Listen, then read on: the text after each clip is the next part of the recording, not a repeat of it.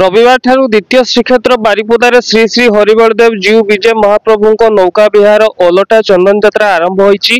तेबे मंदिरर निज पुष्करणी हेमसागर पुष्करणी रे 3 दिन धरी उक्त यात्रा अनुष्ठित होता बेले आज सोमवार राति प्राय 9टार द्वितीय दिन में महाप्रभु चंदन यात्रा कार्यक्रम अनुष्ठित हो श्रीक्षेत्र धाम पुरी ठारे महाप्रभु चंदन पुष्करणी रे 21 दिन व्यापी चाप खेलुवा बेले द्वितीय श्रीक्षेत्र बारिपदारे शेष 3 दिन में महाप्रभु पुष्करणी रे चाप खेलर रीतिनीति और विधि व्यवस्था प्रचलित रही आछि। गतकाली प्रथम दिन पश्चिम घाटरू 7 फेरा चाप खेलिथिबा बेले आज द्वितीय दिन में पूर्व घाटरू 14 फेरा और आसंता काली शेष दिन में उत्तर घाटरू 21 फेरा नौका विहार होबो बोली जणा पड़िछि।